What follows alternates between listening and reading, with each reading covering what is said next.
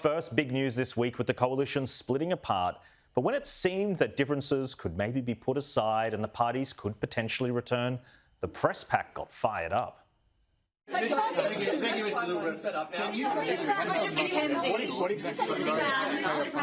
lifting the ban enough? But at the ABC, their star reporter, Patricia Karvelas, was furious that she, a woman, didn't have the spotlight.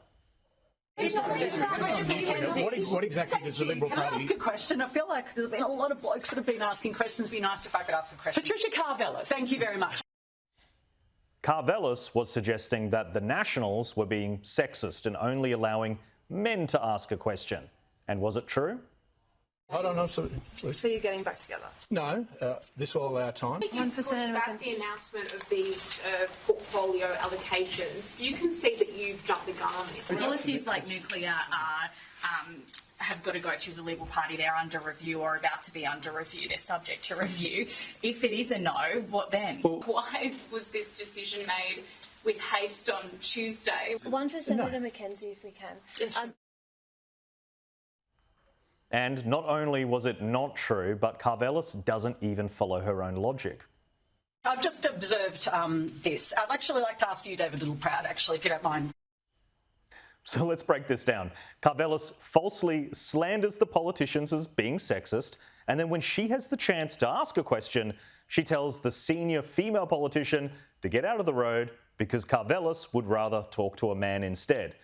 And David Littleproud had already taken dozens of questions, but Mackenzie had just stepped forward for a few moments when Karvelas dismissed her. What a mess. Lies, attention-seeking temper tantrums, and most importantly, not a shred of journalism. Well, joining me now for this and more is Sky News contributor James Bolt. I mean, it's just so typical of their ABC to make it all about them. But the real issue with this is it wasn't even grounded in reality. And I actually would be much more forgiving if it was the case that women were being pushed aside and there were only blokes asking questions and there was this happening, but it was all in her head. Yeah. She just confected this. Well, I actually feel a bit sorry for Patricia Karvelas here because she is Patricia Karvelas, right? She's gone to a press pack. This is beneath her. And she walks in, she'd be expecting a hush to just come over the room, all these journalists looking nervously around like, oh, she's here, she's here. And instead, like, they've got their own questions. She doesn't know how to deal with that. She was supposed to ask, like, they were all supposed to go, well, what does Patricia Karvelas think? So, you know, it couldn't possibly be that her influence is starting to wane or that people don't look up to her as much as she once did. So the only answer left is that they must have all been sexist, not wanting a woman to ask a question. That must have been... There is, I agree, there's a degree of ego at play here, isn't it? Well, I thought Bridget Mackenzie, like when Patricia Karvelas in that clip goes, you know, it's time a woman ask a question, Bridget Mackenzie goes, Patricia Karvelas, like a regal, like everyone can calm down. She rolls out the red carpet for her. There's also the inconsistency as well. And so I would have thought, from an ideological point of view, if you really want diverse viewpoints, and the interviewer doesn't matter as much as the subject. And so if you want to be consistent with that way of thinking, and I think it is I think it's a diabolical way of thinking because you're not treating somebody by the substance, you're putting people into these identitarian baskets. And I think it's a very problematic path to go down. The ABC is obviously, they're well down that road anyway, so you can see why she's like that. But wouldn't you want to hear from the woman then, if you really do care about diversity and she's just dismissed her? Well, let's look at the question that she asked. It was about the timeline for negotiations on the agreement and when the shadow cabinet would be announced. Like, that's the only question that can really appeal to, like, the elite journalists of the time. That's a woman's touch. That's a female perspective as well. It had already been asked, by the way. It had been asked and answered by several different people, including multiple women. And we played the grab of all those women who were asking questions, and Patricia Karvelas had just, I guess, erased them from her mind. They don't matter. But yeah, like as if Bridget Mackenzie can't answer that question. It's the obvious question that all of them would have been. Exactly. She's in the room. There's 4 people in the room. She's one of them. She could have answered that, but no, she wanted the man to take it. Very telling. Let's move on, though, because the coalition split is driving headlines and taking journalists away from their core function at a time like this, scrutinising a government with a supermajority. And it is this type of petty infighting that voters detest and the media loves. The Liberal leader Ted O'Brien on the show last night, and he agreed. This morning, out of courtesy, we told him Matt Canavan was coming on too. All seemed okay. And then 20 minutes ago, his team rang saying he won't come on with Canavan. I mean, you can't make it up. It's like MAFS, the Canberra edition. Eventually, Ted O'Brien did finally appear on Today, but you could reach out and touch the tension in the air.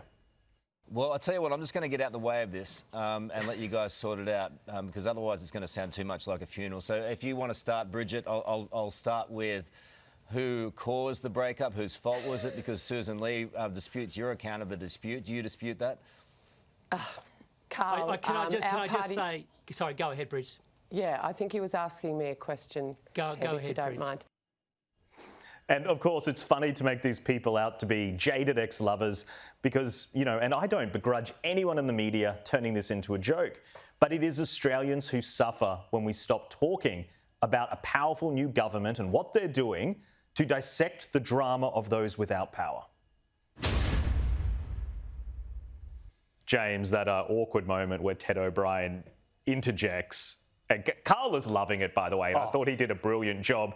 And people will note he kept making MAFS references. And obviously that's one of Channel 9's. That's their premier show. It's a very clever way to plug it. Oh, he knows branding. I feel like these politicians have walked into this not knowing that he's literally making fun of them.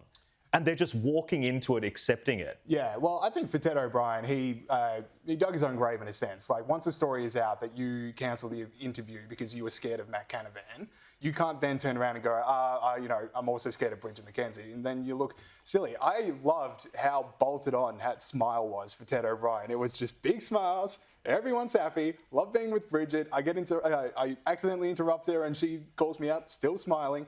Like, Carl could have dipped into the worst story you would have ever seen and come back to the panel. Ted O'Brien would still be smiling. But to the point, like, I long ago gave up on the idea of politicians actually trying to do their best for the general public. So that's a dream that long died. If they all just want to be, you know, these messy drama queens that live for gossip and high politics like this, I'm all for it. It's more entertaining. Like, what else are we going to do? We follow the fun in the media. We're natural sticky bakers.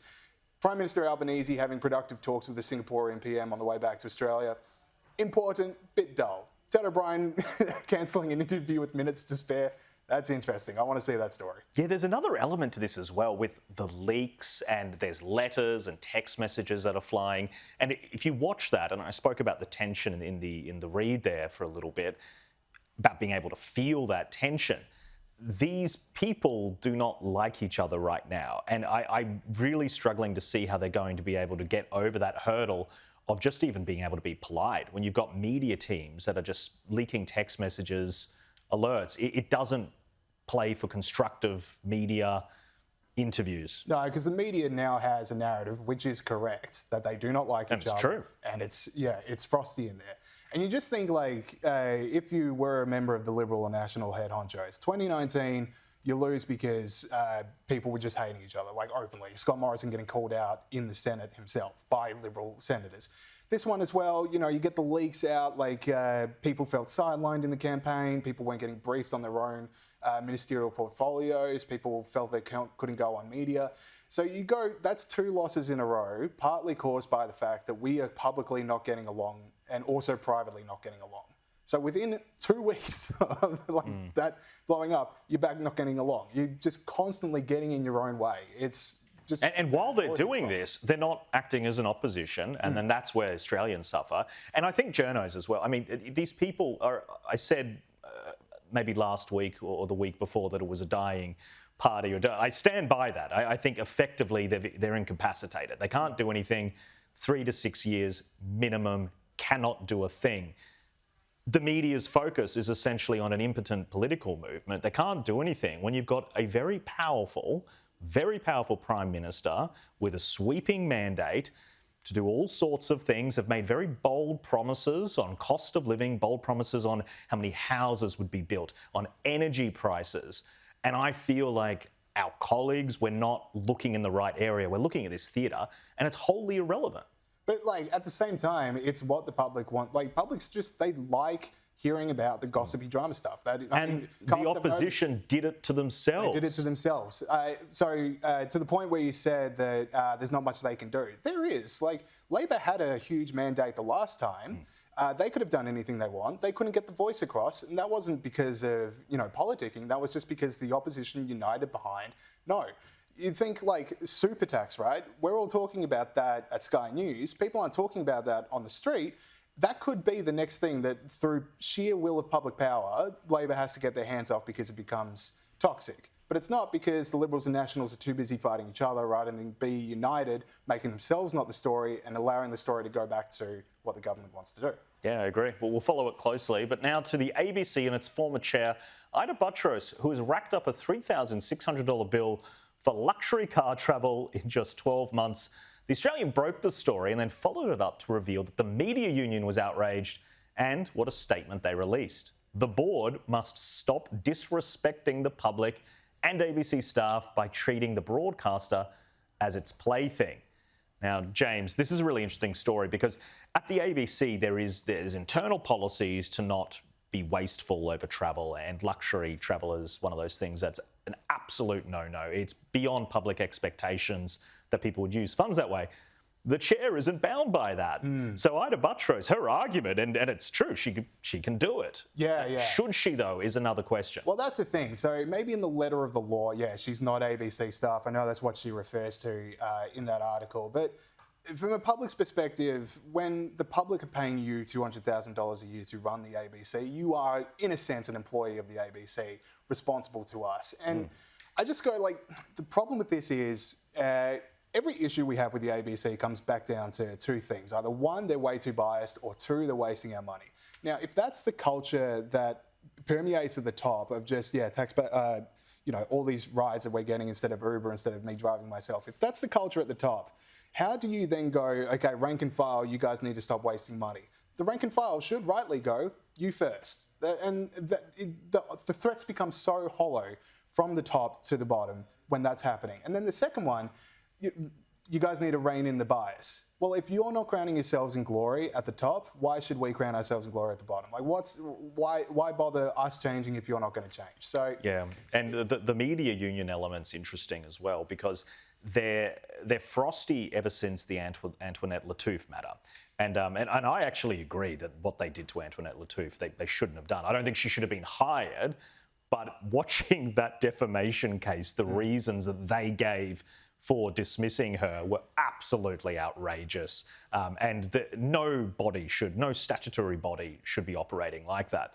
The union, there is a grudge, and the Australian's article kind of hinted at that there is this tension. I mean, that is a nightmare situation for the ABC, where normally the union would probably be a little bit more sympathetic towards the ABC and journalists and attacks from the outside. Now they're the ones who are pushing it forward. Well, because they've got the natural enemy. Like, they're not pulling their oars in the same direction when you talk about the ABC top and bottom. So, why would you try and change anything you're doing if the board is saying that you need to pull in line if they're not pulling themselves in line? Yeah, agree. Now let's check in with The Guardian to see how it is holding the new Labor government to account. A tax targeting grandmas, a tax robbing your kids of inheritance, a tax that will force hard-working Aussies to sell their farm. So with all of these headlines, this proposed change to the superannuation tax must be a massive, disastrous deal, right? Well, not really. Here's what's actually going on. So in Australia, we store our retirement money in super funds, which invest that money and help it grow over time. Now, the amount you earn from that investment is taxed each year, but at a way discounted rate compared to most regular income tax, just 15%. And this discount overwhelmingly benefits wealthy people.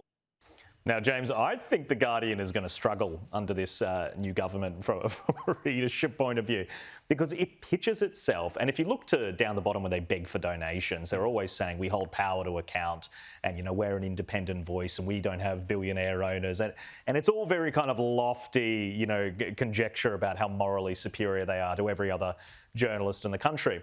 Then they go and produce videos that are basically propaganda clips about how good a powerful government's new policy is at taking money which is unrealised gains. And it is this kind of explainer trying to convince young people of this class warfare between these rich elites who are taking, you're poor and they're rich, and all Labor is doing is just trying to take a little bit of that money and give it back. It's just so nauseating. It is, and to be like, they're asking for donations. I'm sure after that beautiful piece of private propaganda, I'm sure Jim Chalmers is going to be kicking in a couple $100 to. It had 41 likes. I'm probably the only one that watched it, to be fair. Well, no, 2 people, because I also watched it. And if you, through sheer tyranny of will, get to the end of that video, she does admit that 22-year-olds on average ages will be affected. But how is that not the main story? Like, 22-year-olds on average wages are your audience when you make videos like that. She did it as a qualifier at the end. Yeah, exactly. But like, that's your audience. Like, if you go like, okay, I need to spin my sweater around 360 to make people watch a video about economics, why don't you start off with, hey, you might be told that this is just going after millionaire grandparents, but it's actually going to affect you down the line. So pay attention. This is your money. And then the other point, if I can make a broader societal point here, what happens to aspiration? What happens like this, unrealised capital gains tax? That's just millionaires. That'll never affect me. Like, why don't you believe that you could be a millionaire one day? Why don't you believe that anything that happens to the top 10, 1%, 5% could one day happen to you? Like, why do people sell themselves short like that? Yeah. James Bolt, thank you so much for your thoughts. Really appreciate it.